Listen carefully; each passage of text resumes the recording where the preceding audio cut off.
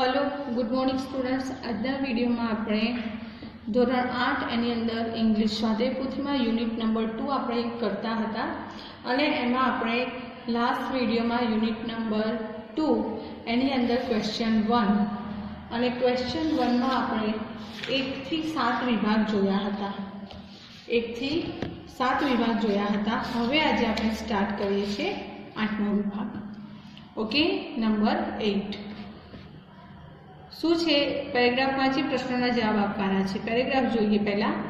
દે walked back silently. આપણે આગળ જોયું કે સંત હરિદાસને મળવા જાય છે તાનસેન અને અકબર એમનું સંગીત સાંભળીને એકદમ ખુશ થઈ જાય છે રાજા અકબર અને બંને પાછા ફરતા હોય છે। તો દે વોકડ બેક સાયલેન્ટલી એટલે શાંતિથી બંને પાછા આવ્યા। Then the Akbar broke the silence. Broke the સાયલેન્સનો મતલબ થાય છે બોલી ઉઠવું, કંઈક બોલવું, વાતચીતની શરૂઆત કરવી।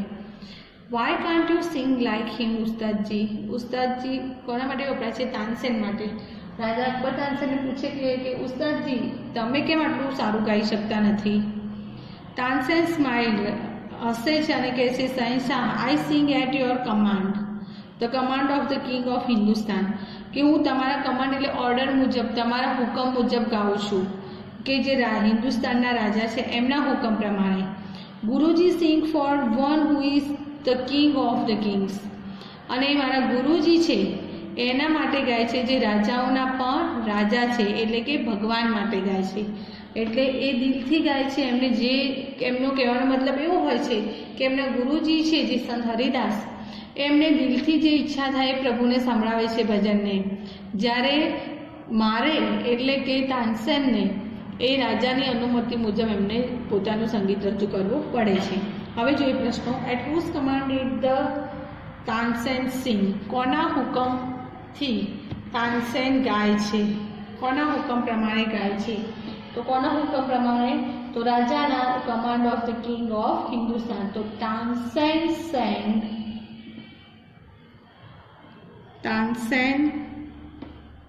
sang at the command of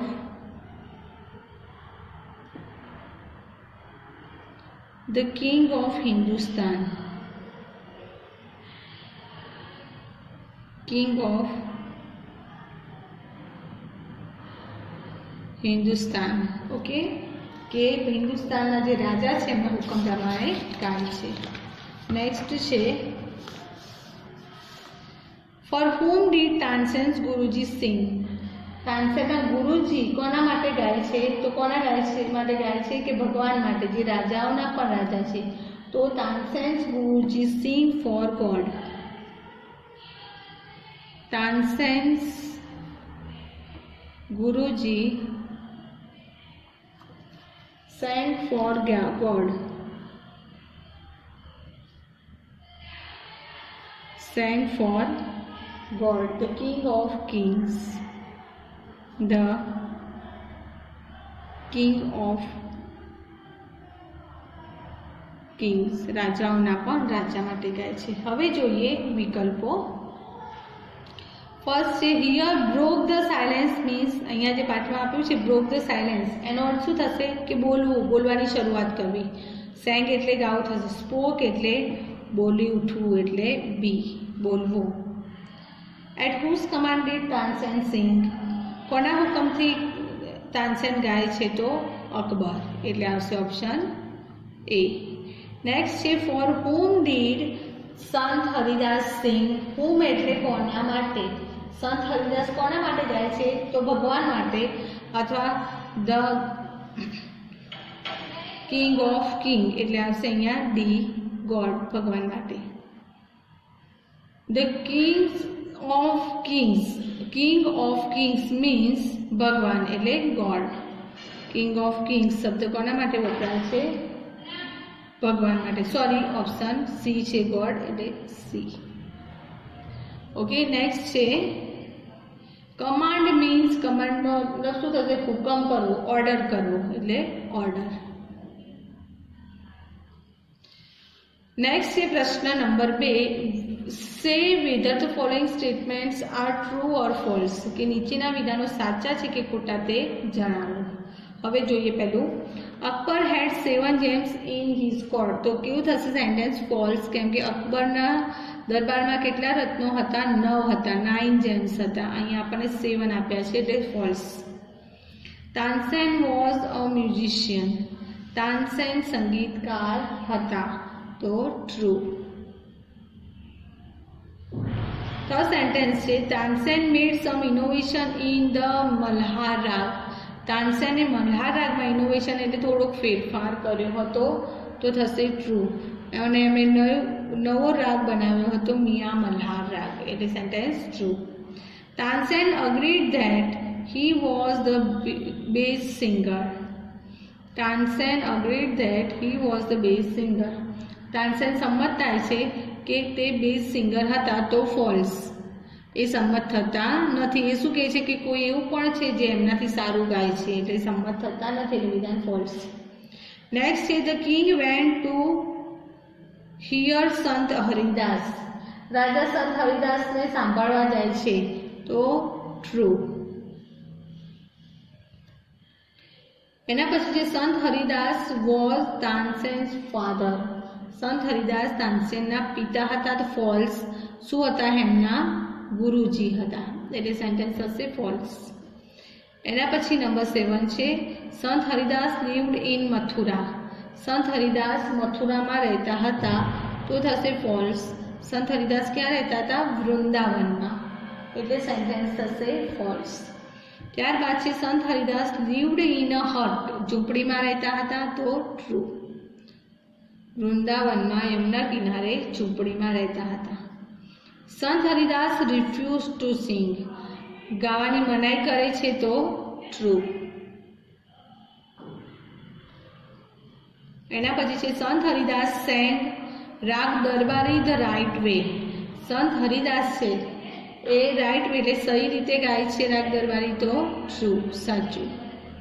त्यारबाद छे Tansen made some mistakes deliberately. Deliberately એટલે જાણી જોઈને કેટલીક મિસ્ટેક કરતા હોય છે તો True. Next, the king agreed that Sant Haridas was a wonderful singer। राजा सहमत थाय छे कि संत हरिदास ए अद्भुत सिंगर छे तो ट्रू। ओके एना पछी छे प्रश्न number 3। Right the meaning of the sentences selecting the correct option. આપણે અહીંયા એક સેન્ટેન્સ આપ્યું છે અને એવો જ અર્થ ધરાવતું એક વાક્ય એટલે સમાન અર્થવાળું વાક્ય નીચે આપ્યું છે જે સાચું હોય એ આપણે અહીંયા લખવાનું છે। તો જોઈએ આપણે પહેલું sentence Tansen made some innovation in Malhar raga means તાનસેને Malhar રાગમાં કેટલા ઇનોવેશન એટલે થોડા ઘણા ફેરફાર કર્યો હતો। તો Tansen made a mistake in Malhar राग में एमणे मिस्टेक એટલે ભૂલ કરી હતી તો ખોટું। Tansen made some improvement in the Malhar raga એટલે એને થોડુંક સુધાર્યો હતો તો વિધાન થશે સાચું એટલે એમાં આપણે લખીશું B Tansen made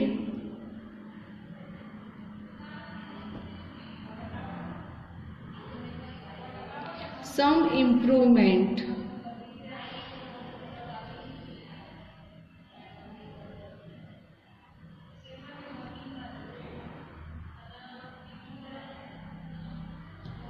in the Malhar Rag।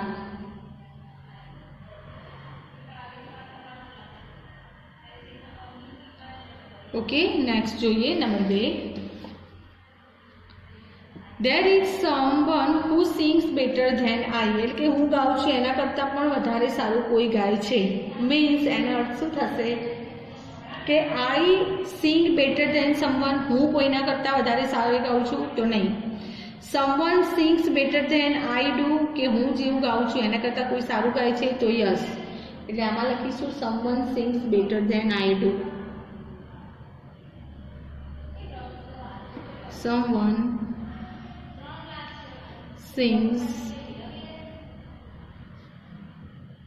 better than I do। Okay, next છે I am afraid he will not come। શહેનશાહ મીન્સ એનું કહેવાનો મતલબ છે કે મને એવો ડર છે કે અહીંયા આવશે નહીં। તો એને લગતું કયું છે સેન્ટેન્સ એ જોઈએ કે I am afraid that he will come, કે તે આવશે તો નહીં આવે. I am not afraid to of him, મને અફ્રેડ ઓફ હિમનો અર્થ થશે નો ડર લાગો, મને એમનો ડર નથી લાગતો તો એ પણ નહીં આવે. I am afraid that he will refuse to come, એટલે કે આવવા માટે મના કરશે, અહીંયા આવશે નહીં, તો આવશે number C. I am afraid that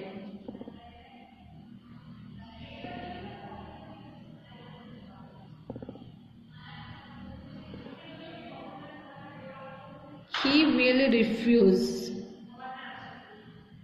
to come, એ આવવા માટે ના કહેશે અથવા મનાઈ ફરમાવશે. નેક્સ્ટ છે Tansen could not pursue him to change his mind. pursue એટલે એમને ફોર્સ કરો, એમનો વિચાર બદલવા માટે એમને દબાણ કરી શક્યા નહીં.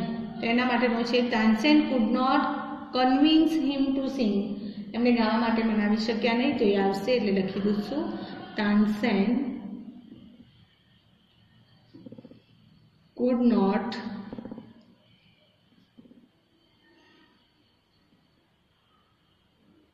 convince him to sing. Okay, next છે but Tansen knew how to get round him. get round him એટલે એમને જે ગાવા માટે તૈયાર કરવા, કોઈ કાર્ય માટે તૈયાર કરવું, એમને કઈ રીતે રેડી કરવા એ જાણતા હતા. તો એને લગતું સેન્ટેન્સ કયું છે? Tansen new the way round. Way round એટલે એ રસ્તો જાણતા હતા આસપાસનો, તો નહીં. Tansen knew how to get Sant Haridas સિંહ, એમને કઈ રીતે ગવડાવવું એ જાણતા હતા. તો આવશે option B. Tansen knew how to get Sant Haridas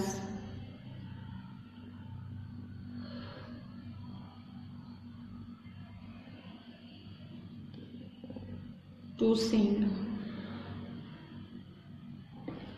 Next છે ગુરુજી sings for one who is the king of kings. ગુરુજી એના માટે ગાય છે જે રાજાઓના રાજા છે, એનો મતલબ થશે Guruji sings for great king, રાજા માટે, મહાન રાજા માટે ગાય છે, તો નહીં. Guruji sings for many kings, ઘણા બધા રાજાઓ માટે ગાય છે, તો નહીં. Guruji sings for God, kings of kings, તો મતલબ થશે ગોડ. તો ગુરુજી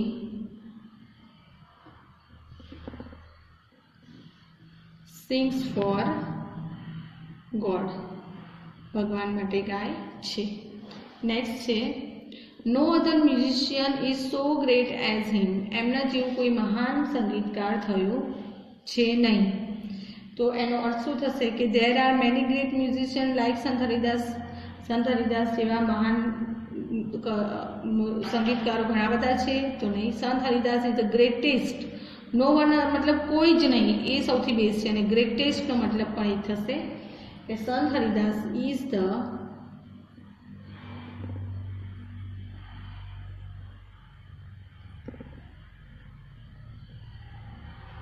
greatest musician. ઓકે, હવે નેક્સ્ટ જોઈએ. હવે આપણને આપ્યું છે પ્રશ્ન નંબર 4. પેરેગ્રાફ ઉપરથી પ્રશ્નોના જવાબ લખવાના છે. ઓકે, શું છે આપણે જોઈએ પેરેગ્રાફમાં. Read the paragraph and answer the question. નીચે આપેલો પેરેગ્રાફ વાંચો, ફકરો અને પ્રશ્નોના જવાબ લખો. Once Minal Devi was going on a pilgrimage to Somnath. Pilgrimage એટલે યાત્રા કરવા જવું. એકવાર મિનલ દેવી સોમનાથની યાત્રા કરવા માટે જતા હતા. Some sadhus meet her on the way. એમણે રસ્તામાં કેટલાક સાધુ મળ્યા. They bow down to her to show respect. અને એમને માન દર્શાવવા માટે, એમનો આદર દર્શાવવા માટે એમણે ઝૂકીને વંદન કર્યા. They stood in front of her with folded hand and told her. એટલે they stood in front of એટલે ની સામે, મિનળ દેવીની સામે એ સાધુઓ ફોલ્ડેડ એટલે હાથ જોડી અને ઊભા રહ્યા અને કહ્યું, રાણીમાં વી આર પુઅર સાધુસ. અમે ગરીબ સાધુઓ છીએ.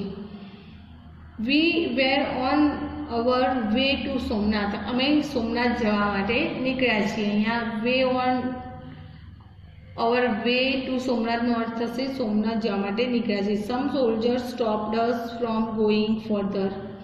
કેટલાક સૈનિકો છે ફર્ધર એટલે આગળ જવા માટે એમને રોકી રહ્યા હતા. And asked for the tax અને આસ્ક એટલે માગવું, ટેક્સ માગ્યો, કર માગ્યો. It is prince Siddharth order, તે પ્રિન્સ સિદ્ધાર્થ એટલે રાજકુમાર સિદ્ધાર્થનો ઓર્ડર છે. But we have no money to pay the tax, પણ કર આપવા માટે અમારી પાસે પૈસા નથી. So we have come back without visiting Somnath, એટલે અમે મુલાકાત લીધા વગર જ સોમનાથ ભગવાનના દર્શન કર્યા વગર જ અમે પાછા ફરી રહ્યા છીએ. Minal Devi was very sad, Minal Devi ખૂબ દુઃખી થાય છે. સી સેડ એ કહે છે the poor people of my kingdom can not go on a pilgrimage, કે મારા રાજ્યના ગરીબ લોકો છે એ યાત્રા કરવા જઈ શકતા નથી. So I too will not go, એટલે હું પણ જઈશ નહીં. She order her soldiers to return Patan, અને એના સૈનિકોને પાટણ તરફ પાછા જવાનું કહે છે. હવે જોઈએ એના પ્રશ્નો.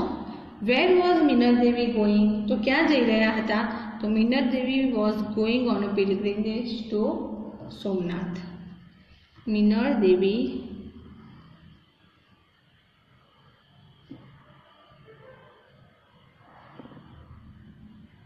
was going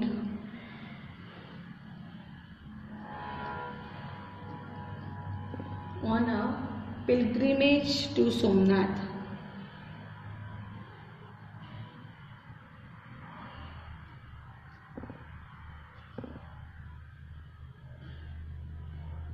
નેક્સ્ટ છે who met her on the way, એમને કોણ મળ્યું? તો સાધુ, કેટલાક સાધુ મળ્યા. તો some sadhus met her on the way. Some sadhus met her on the way. Next છે એના પછી why could the sadhus not visit Somnath, સાધુ કેમ સોમનાથ જઈ શક્યા નહીં? કેમ કે એમને કેટલાક સૈનિકોએ રોક્યા, અટકાવ્યા હતા. So the sadhus could not visit Somnath. The sadhus could not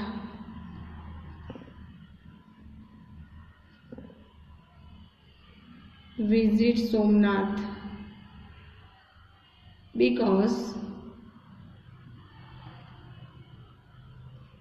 some soldiers